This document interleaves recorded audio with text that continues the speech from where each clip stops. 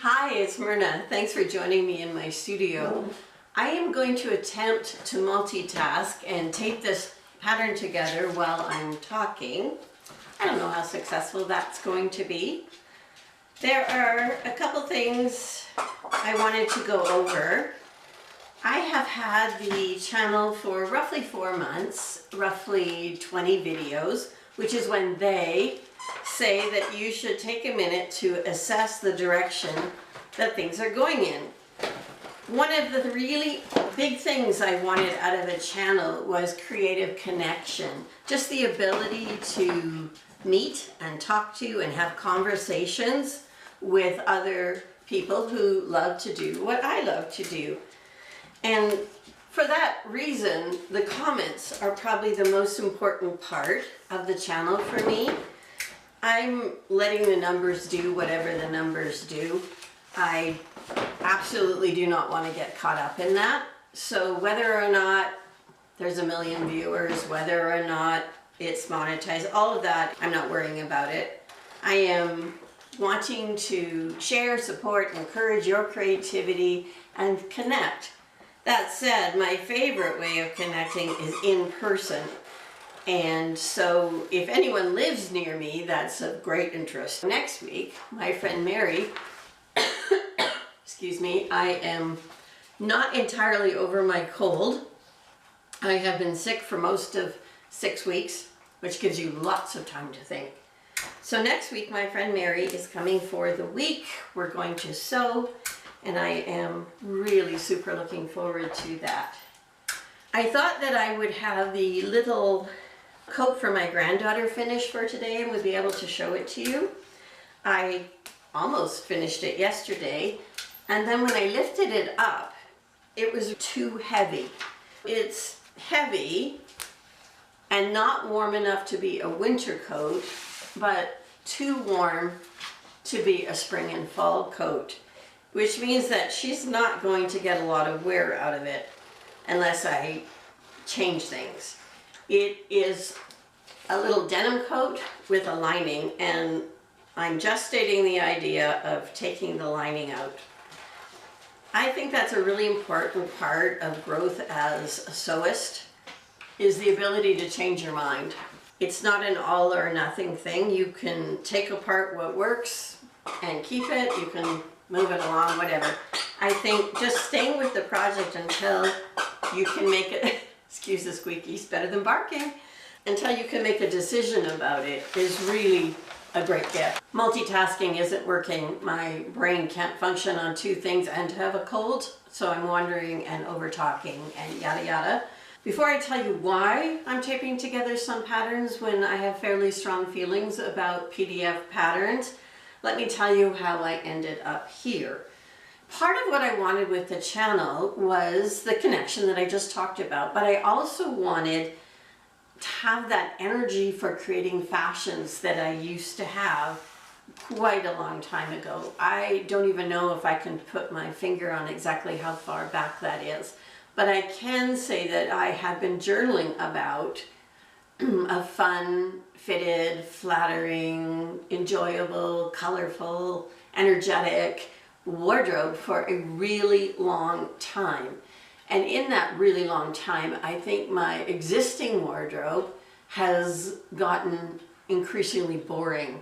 I've had a lot of repetitiveness in terms of repeating the same patterns over and over, as well as the formula of a black t-shirt with a colorful bottom and a piece of unique jewelry and a sweater. It has served me well up till now. And now it is making me feel really, really unexciting and frumpy. So I've been spending some time thinking, while being sick, while painting my son's house, while being sick again, about several things. When I had a lot of food allergies, one of the advice that I was given was find new favorites.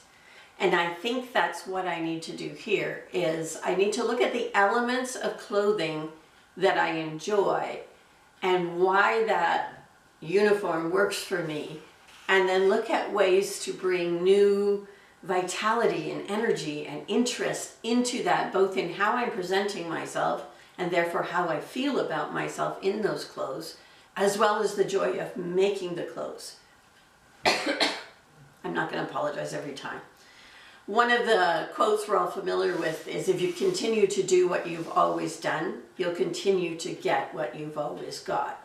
So obviously, if I'm looking for something different, I need to identify what different is, and then I need to look at what do I need to do differently to get to that different. I often will ask myself the question, when was the last time this worked? It was when I started my business, which was over 30 years ago. In between there, I've been more functionally sewing clothes than creatively sewing clothes. Another thing I realized with the channel was that it was not going to have any longevity if I could not find a way to stop teaching. I am innately a teacher, and it is so in me to tell you everything I know. But I actually don't want to do that, I'm sorry.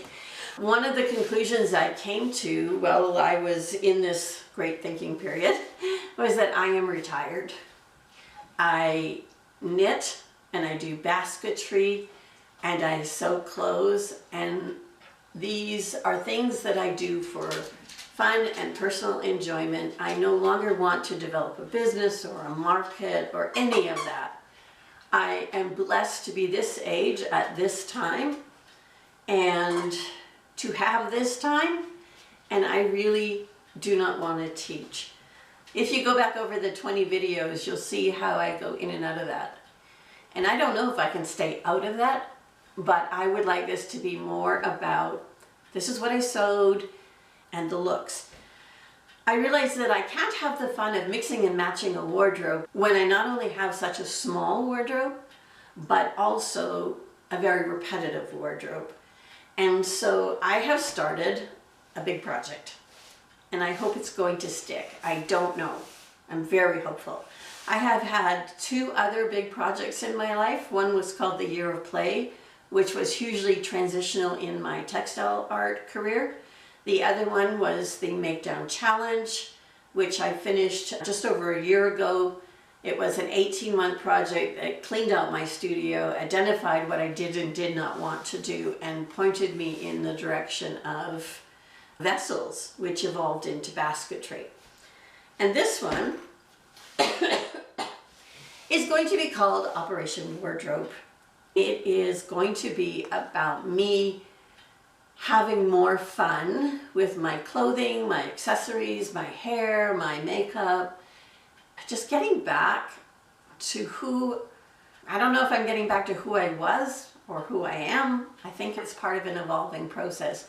I'm not completely happy in this part of my life. I'm very happy in many parts of my life. I'm not completely happy in how I'm dressing and presenting myself. And I am lucky to have the time and energy to be able to invest in that. So that sort of leads me to the PDF patterns. I used to have a computer program for designing and developing your own patterns. And the idea with that one was to capture fit. And it did teach me a lot about fit, but it wasn't a magic bullet like anything else. And eventually I found that I preferred to work with existing patterns and then tweak and modify and change from there and not reinvent the wheel. So I had a lot of print and tape together experience from that computer software. I find the price of patterns, whether they are print or PDF, has gone up over 50 years, no kidding. A lot of the designers are in the United States, in England, in Europe, and so I'm always paying an exchange rate.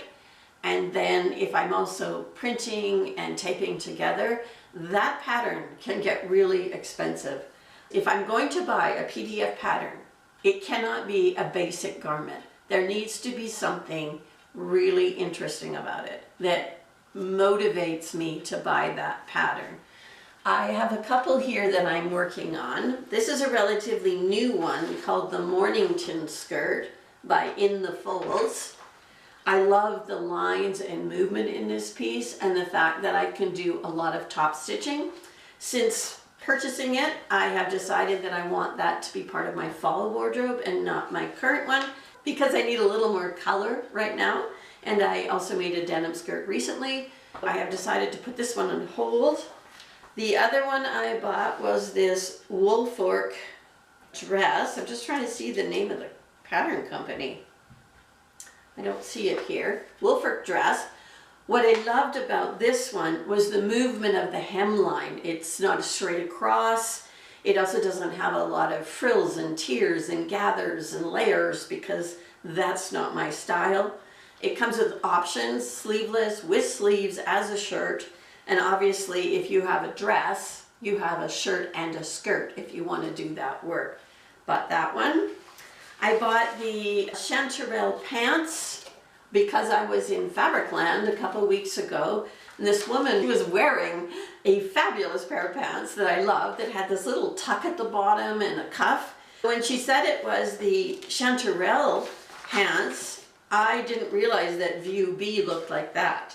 I didn't want any wide leg pants, but I love that View B. And I think it has the potential to be very similar, but different enough to my favorite Berta 7400. The other pattern I have, oh, it's not here, is the kite pants, which my friend had made and gave to me the pattern because it doesn't work for her.